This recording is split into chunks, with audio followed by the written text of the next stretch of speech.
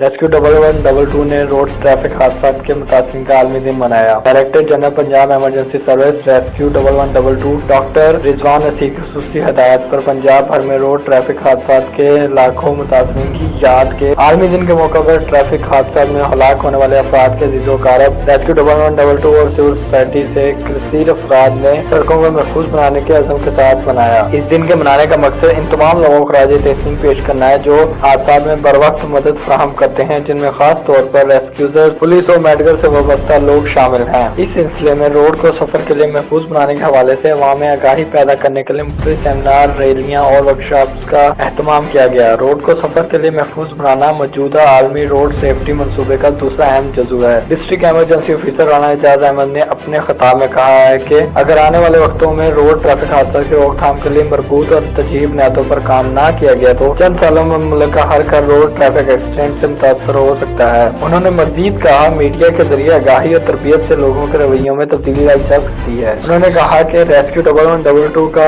अदारा जिले हुकूमत और कम्युनिटी के बाहमी ताउन से हादसा की रोकथाम के लिए जरूरी इक़दाम कर रहा है ताकि हादसा में यकीनी कमी लाई जा सके। उन्होंने मीडिया नुमाइंदगान से दरख्वास्त करते हुए कहा है कि वो हादसा की शरह में कमी लाने के लिए तरजीही बुनियादों पर इस्लाही काम के लिए अवामी शऊर को बेदार करें। कैमरामैन राना फयाज सरवर की हमरा वसीम असलम, राज न्यूज़ शेखुपुरा।